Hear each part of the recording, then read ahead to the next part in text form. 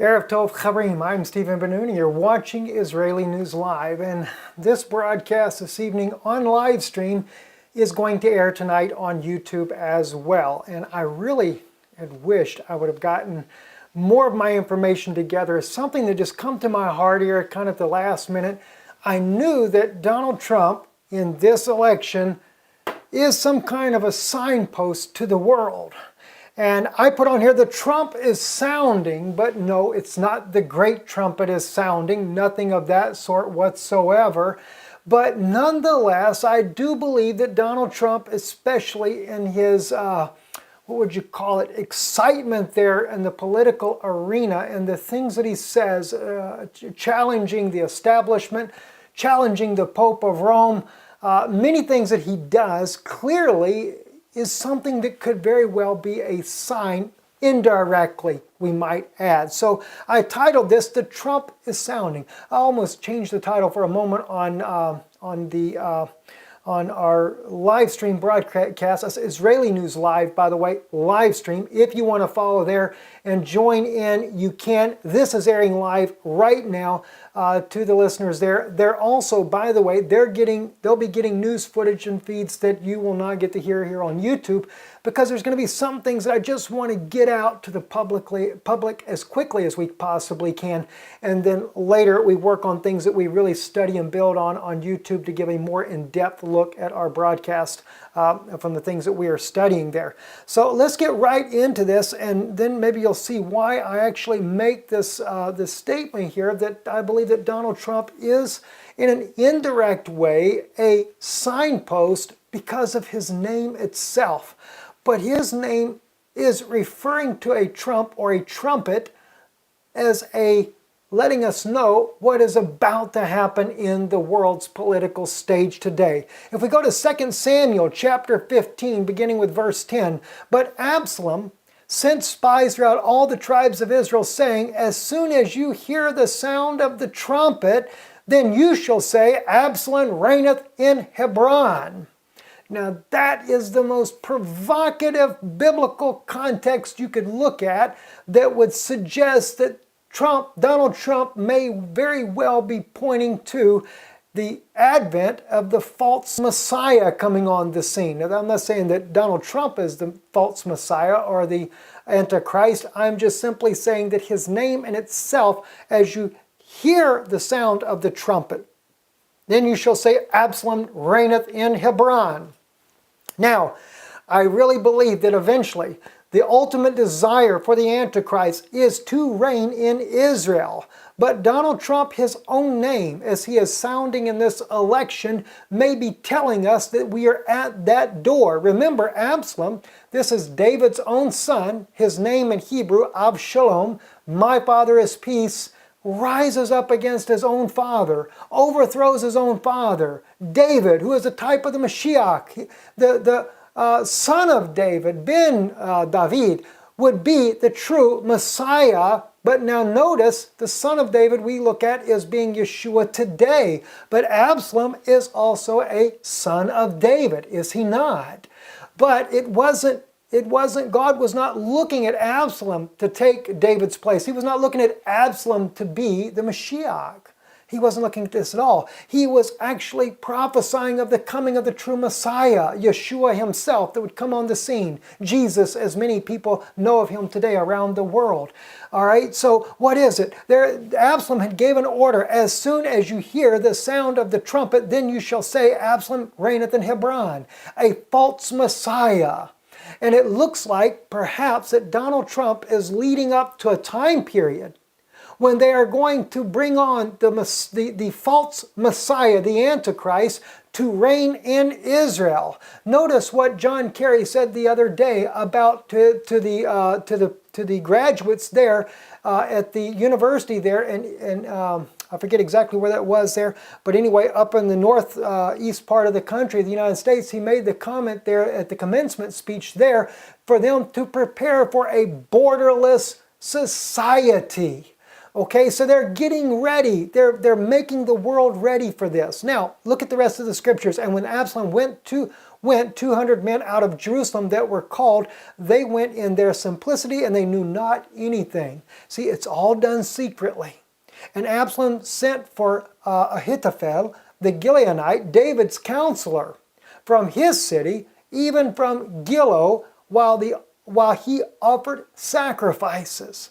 That's another important thing, and I wished I'd underlined it, and as I was building this up, I'm looking at the time. I even backed this live broadcast up a little bit, but I was wanting to put in the Temple Institute and what they're doing now, offering sacrifices, another signpost of the false Messiah coming, the Antichrist himself coming. Because why? While he offered sacrifices, and the conspiracy was strong. For the people increased continually with Absalom. And there came a messenger to David, saying, the hearts of the men of Israel are after Absalom. And David said unto his servants that were with him at Jerusalem, arise and let us flee. For we shall not else escape from Absalom, making speed to depart, lest he overtake us suddenly and bring evil upon us and smite the city with the edge of the sword. You see, David was a true type of Yeshua. And I've shared this with you guys many times. He crosses the Kidron Valley. He weeps over Jerusalem and says, how often I would have hovered you as a hen would her own brood, but you would not, just like Yeshua did. Now, he doesn't use the word the hen would her own brood, but he wept over Jerusalem just like Yeshua did. He crosses the river Jordan, going to hide out. Yeshua crosses the river Jordan, spiritually speaking, and he says to his men he will not return. At one point, after he's gone for a long while, he sends back word. He has 2 witnesses there.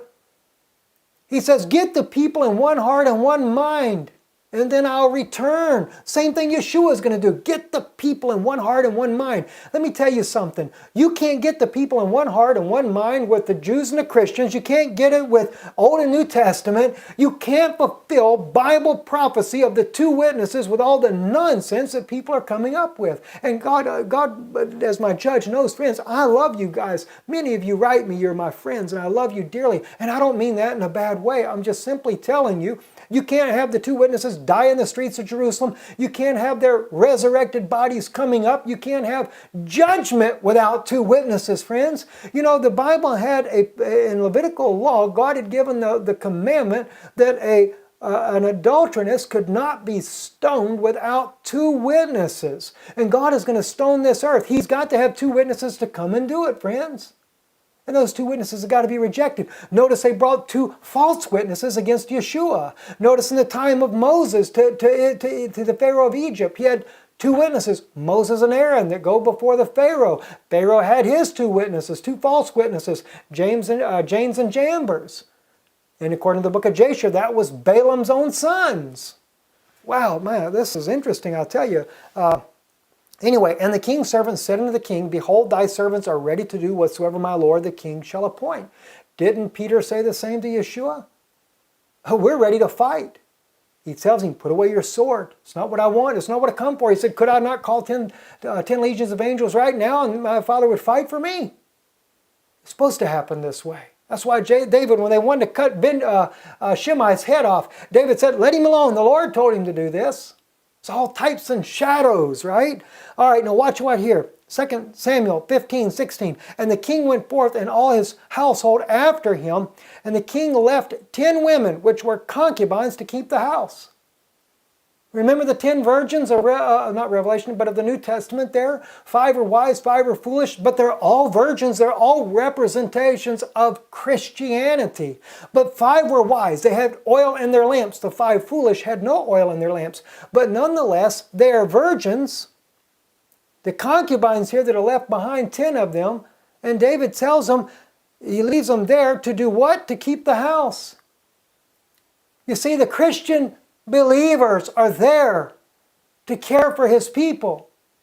And I know, even after I did this video this past week here about who are the Jews, in light of the fact that my black brothers and sisters, not all of them by no means, but there's a major movement saying that the real Jews are the black people in America that are the descendants of the slavery. My brother, sister, I beg you, that's not scriptural. I understand you say because of the curse. That's just like where many of the white supremacists out there say that you were cursed with your skin color because of what happened to one of Noah's sons. This is nonsense. Come on, wake up, you guys. You're further along than that. If you are part of the house of Judah, then you need to be back in Israel. Because the house of Judah, according to Zechariah 12, is going to be in their homeland. They're there in the homeland. Why? Waiting to take responsibility for their sins. This is what Daniel says in Daniel 9 when he talks about their iniquity will have an end. See? They got to reconcile their iniquity. There's no reconciliation yet. Yes, Yeshua died. Yes, Yeshua paid the price. But the reconciliation has not happened yet. And believe me, as fast as prophecy is unfolding, we don't have time to go ship a whole new group of people to Israel and take the ones out that you claim are not the Israelites. God said He would return them there, and He said He would go there. And by the way, they're supposed to be as blind as a bat to who Jesus is right now. So this is why they don't accept Christianity. Because in one day she'll be born a nation, not 1946 or 48 or whatever the case may be that people think that Israel's born a nation by the United Nations. It's actually 1948, May 6th, I believe it is, or something like that. It's not then. See, she becomes a nation when God opens her eyes. This is when she'll become a nation. When she recognizes where she went wrong. This is why she's got to come right back to where she left God, and she left God when she rejected Samuel the prophet. See, God used a prophet to reign over them. Israel has always sought for what? Dreams and visions. Now, I know there's a lot of people out there that profess to have dreams, visions, and everything else, and I believe that many of them may be true. I don't say that they are or they are not. But let me tell you something. When that dream or vision fails, God said, don't hear them. It's no different with some of these other things that people are doing as well. And that's interesting in itself, see? Oh, I won't go in there. God help me. I'm not going to go in there. Anyway, they left 10. They left 10. Now, let's look at what happens here. This happened, yesterday? The title of the article, Holy Twitter, Trump takes on a top Baptist theologian. Kathy Lynn Grossman wrote the article on Religion News Service on May 9th of 2016. Now, this is what happens. Moore, as she states in here, punched first. Outspokenly, never Trump from the get-go. He ramped it up this weekend with an op-ed in the New York Times, an appearance on the Face of the Nation. Moore called Trump's campaign reality television and moral sewage and face the nation. Now, I don't watch reality TV. I don't watch TV at all. We actually have a TV in our home, but the nice thing is it's not in English, so for me it's kind of out to begin with, but I never have. I just don't care for television. I scan news and that's about it. So I don't know what Donald Trump does on his television program, and for me it doesn't really make any difference. See, I don't really care about which politician says what, but the point is, as I say, he throws the first punch. Now, what happens next? Same article, Trump says Russell Moore is truly a terrible representative of evangelicals and all of the good they stand for, a nasty guy with no heart. Now, I think his comment is very interesting because a lot of people are throwing Donald Trump under the bus once again, saying he is attacking the evangelical community. He's not. He's going after one guy that threw him under the bus, and he's making a comment back. Now, here's what Moore says, sad. And then he tweets back to Donald Trump, 1 Kings 18, 17 through 19, which states, now he doesn't put that on there, I put that on there, and it came to pass when Ahab saw Elijah that Ahab said unto him, art thou he that troubleth Israel? And he answered, I have not troubled Israel, but thou and thy father's house, in that you have forsaken the commandments of the Lord, and thou hast followed Balaam. Now therefore send and gather to me all Israel unto the Mount Carmel, and the prophets of Baal 450, and the prophets of the groves 400, which eat at Jezebel's table. Now, no doubt, Mr. Moore, the head of the Baptist convention there, is referring to Donald Trump as following Balaam and forsaking the commandments of God. But in all respect, regardless of either one of these men, I'm going to tell you just like it is. The shoe's on the wrong foot. The true guy that is following Balaam that troubles Israel is not Donald Trump. It happens to be Mr. Moore, along with a whole other line and list of people there that support the Vatican's agenda. This here is on Pope Francis wants to know what Rick Warren, Russell Moore, N.T. Wright think about marriage. The trio were invited to offer Protestant perspectives at the Vatican Conference. This was on Virtue Online, November the 3rd, 2014. And believe me, Mr. Moore made sure he attended there. But this is what he does say. He's trying to cover his tracks because he knows a lot of Baptists know better that the Catholic Church is the harlot, or excuse me, the mother of harlots spoken of Revelation. At least some of the old-time Baptists that really still know their Bible. It says, I am willing to go anywhere when asked to bear witness to what we as evangelical Protestants believe about marriage and the gospel, especially in times in which marriage is culturally imperiled. Wrote Moore on why he's going to the Vatican despite his disagreement with the Pope. Well, you may disagree with the Pope on certain things. Pope doesn't mind that. Pope's bringing all his little children back home to their mother. That's the harlots, that is. Now, let's take another look at this. Disgraceful, Donald Trump blasts Pope Francis for taking a shot at his faith. Of course, we all know this. I just talked about this recently, how this happened on February 18th of 2016. Now, let's just look at I need to highlight this for you so you can kind of understand where I'm going with this. A person who thinks about building walls wherever they may be and not building bridges is not a Christian, the Pope said, after a 6-day visit to Mexico. This was according to the New York Times. Trump fires back. This was all done in the media there. Pope would wish a President Trump, if and when the Islamic State were to attack the Vatican, for a religious leader, the Pope would wish for a President Trump, if and when the Islamic State were to attack the Vatican. Now he goes on to say because he is there to eradicate the problem there in the Middle East.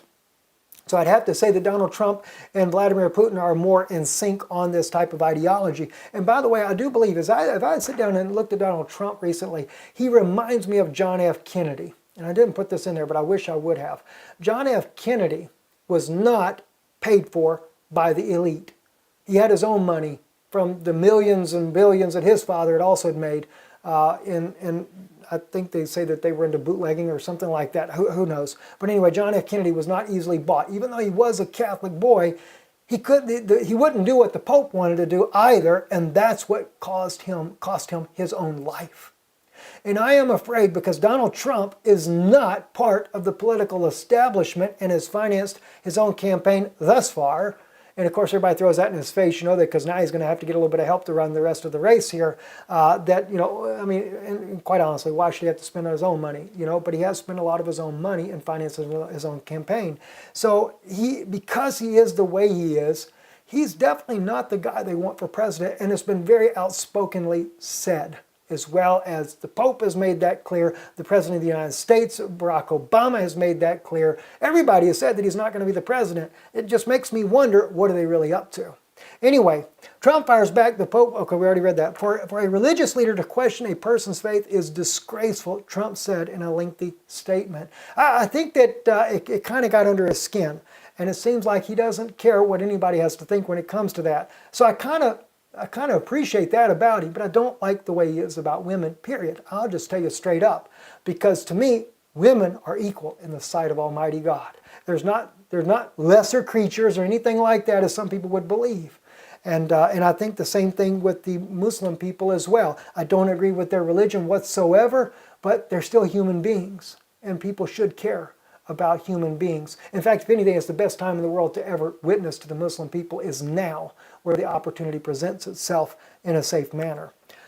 Continuing on, Pope Francis on Mount Zion above David's tomb, and this is the point that I wanted to bring. He is crowned here in this picture here, sitting there in Israel. So when the question, or when Mr. Moore sends this thing to Donald Trump, saying that he troubles Israel, but he's not referring to Donald Trump as Elijah. I can promise you that. He's referring to Donald Trump as the man that actually is siding with Balaam and bringing out the false prophets. But it's the other way around, because here is your true Balaam right here in plain sight with his fish crown on, part of that ancient Babylonian tradition, I might add.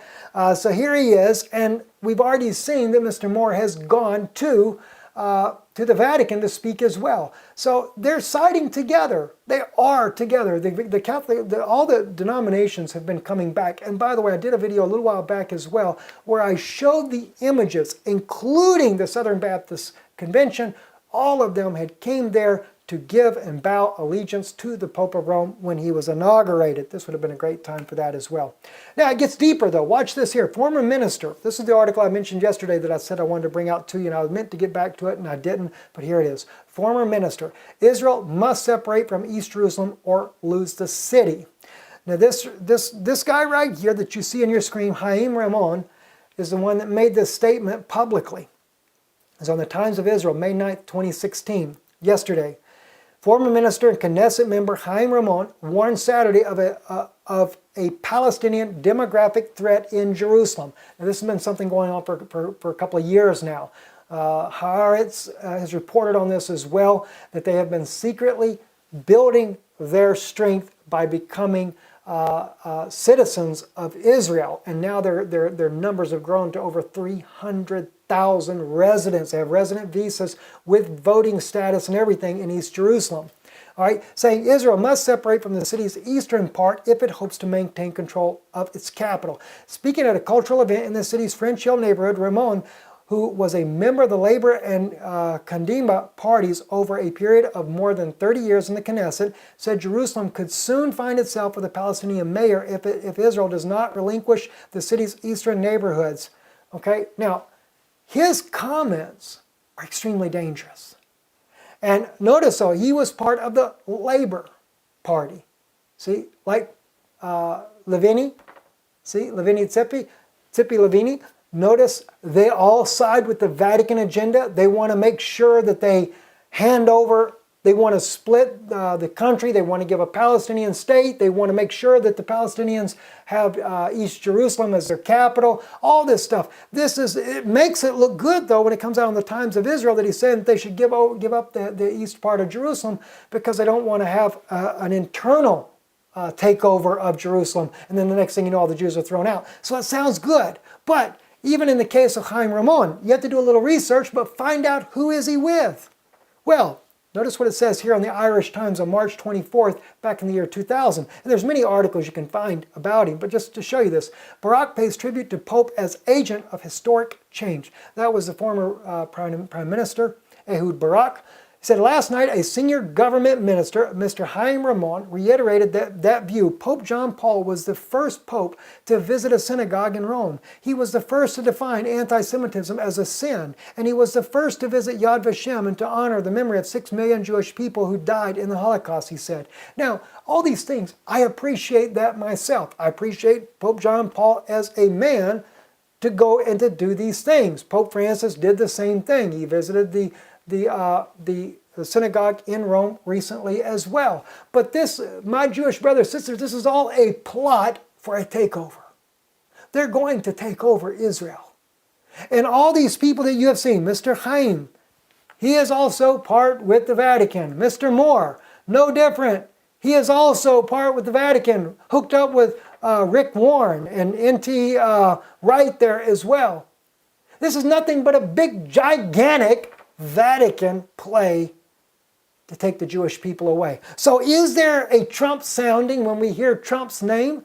A trumpet in that case? I believe that there is, indirectly, but notice what that trumpet was. It was the time where the trumpet that sounded that Absalom said, you would call out that Absalom reigneth. So I think that Donald Trump, even if he's not elected president, even if something they do evil to this man, whatever the case may be, and I pray that no evil comes to the man. I believe at least, he's got some things that's a heck of a lot better than most of the ones that are out there. But the point is, he may be a signpost to this world, letting you know that the Antichrist is about to reign in Israel. What's interesting is he said, Absalom reigneth in Hebron. Now, remember, They got a lot of property. The Catholic Church owns 60% of the land in Israel. 60%. And they got a huge piece of land out there outside of Mount Zion. And I do think that some of these modern day ministers that are citing for a temple to be built outside the Temple Mount may be a plot that the Vatican has started to get the third temple built outside on their own property. Be very interesting to see what's going to be happening in the very coming days. At any rate, I'm Stephen Ben-Nun with Israeli News Live. Thank you for those of you watching on live stream. Join us, look us up, live stream Israeli News Live. You can find our broadcast very easily that way. We look forward to seeing you there. Look forward to be sharing some very interesting things with you. We will be in Israel in June. I'm not going to necessarily announce exactly when, but we will be there in June. Be covering some other things, some very serious issues that are going on throughout Europe, as well as a huge migrant crisis about to take place coming across the river from Libya.